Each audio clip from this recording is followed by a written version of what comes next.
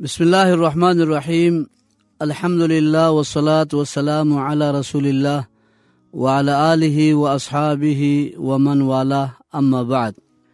کیا نماز میں آنکھیں بند کرنا درست ہے؟ کچھ لوگوں کا خیال یہ ہے کہ اگر آنکھیں بند کر کے نماز پڑھی جائے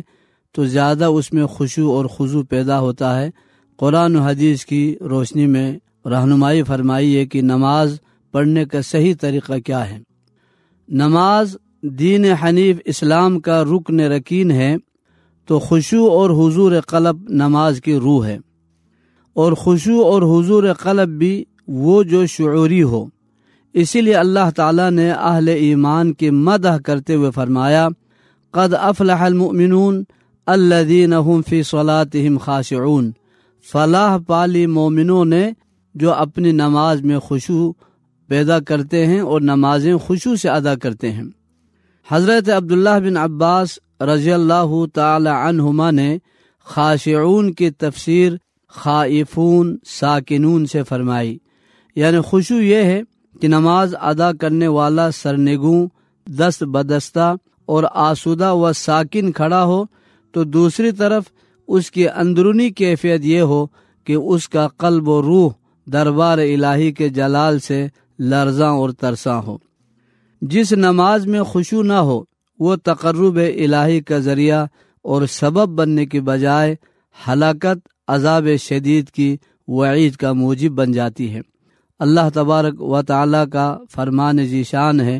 کہ فویل للمصلین الذین هم عن صلاتهم ساہون، ہلاکت ہے ایسے نمازیوں کے لیے جو اپنی نماز کی طرف سے غافل رہتے ہیں۔ یہی وجہ ہے قرآن و سنت نے جہاں نماز میں خشوع کا حکم دیا، وہیں ایسی تدابیر اختیار کرنے کی تلقین بھی کی جو حضور قلب میں ممت اور معاون ثابت ہو، اور ایسی اشیاء سے اجتناب کرنے کا حکم دیا جو پریشانی کا سبب بنے۔ چنانچہ نماز میں ادھر ادھر دیکھنے سے منع کرتے ہوئے رسول اللہ صلی اللہ علیہ وسلم نے فرمایا، هو اختلاس یختلسہ الشیطان من صلاۃ العبد، یعنی وہ شیطان کا جپٹنا ہے جس کے ذریعے وہ بندے کی نماز کا کچھ حصہ اچک لے جاتا ہے۔ اسی طرح فرمایا،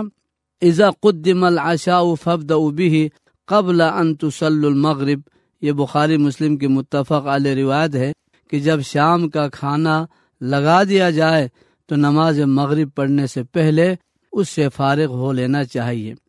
نیز یہ بھی فرمایا، لا صلاۃ بحضرۃ الطعام ولا وهو يدافعه الاخبثان، یعنی کھانا پیش کیا جا چکا ہو تو اس حالت میں نماز نہیں ہوتی، اور نہ جب حوائج ضروریہ اس کی توجہ اپنی طرف مبذول کیے ہوئے ہوں۔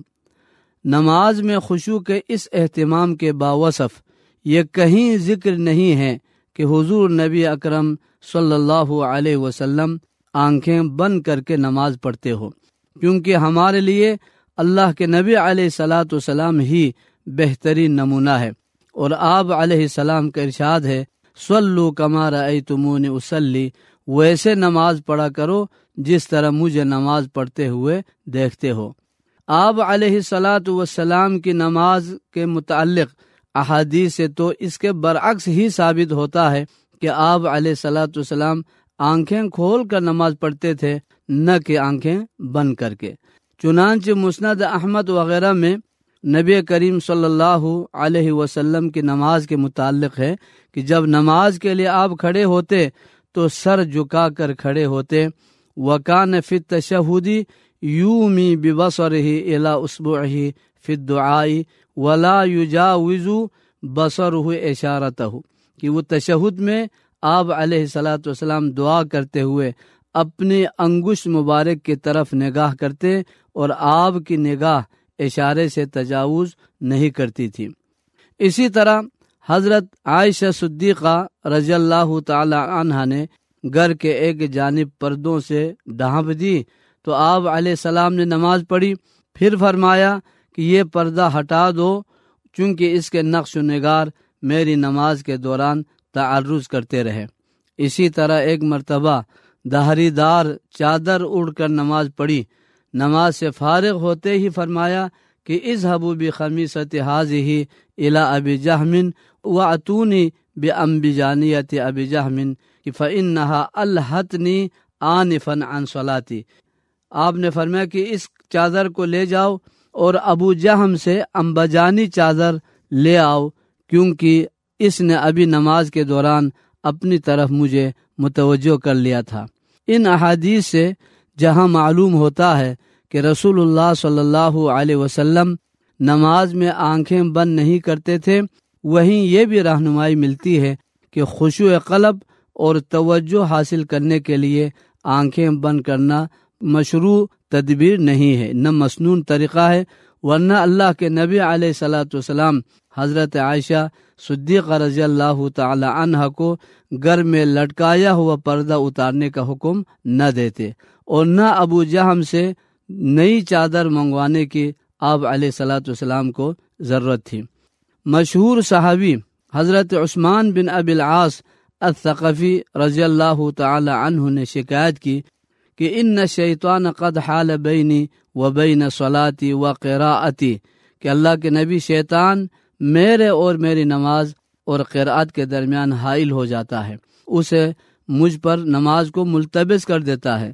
اور خلط ملط کر دیتا ہے۔ اور آپ علیہ السلام کہ ذاک شیطان یقال له خنزب فاذا احسسته فتعوذ باللہ منہ وادفل علی یسارک، یہ خنزب نامی شیطان کی کارستانی ہے، جب ایسا محسوس کرو تو اس کے شر سے اللہ کی پناہ مانگو اور بائیں جانب تھوک دو۔ عثمان بن ابی العاص رضی اللہ تعالی عنہ کا بیان ہے، میں نے ایسا ہی کیا تو اللہ تعالی کے حکم سے یہ شکایت دور ہو گئی۔ گویا رسول اللہ صلی اللہ علیہ وسلم نے انہیں آنکھیں بند کرنے کی بجائے تعوذ کا حکم دیا، اور اگر پھر بھی شیطان دخل اندازی کرے اور انسان کو نماز سے غافل کرنے کی کوشش کرے تو وہ حضرت عثمان بن ابی العاص رضی اللہ تعالی عنہ کی روایت کردہ حدیث کے مطابق تدبیر اختیار کرے، لیکن یہ بھی معلوم ہونا چاہیے کہ تعوذ کی اثر آفرینی سے بہرمند ہونے کے لیے اس کے مطالب کا مستحضر ہونا اور زبان سے اعوذ باللہ پڑھتے وقت اس کے مطابق انفعال بھی ضروری ہے۔ اللہ تعالیٰ سے دعا ہے کہ ہمیں سنت رسول کے مطابق نماز ادا کرنے کی توفیق عطا فرمائے۔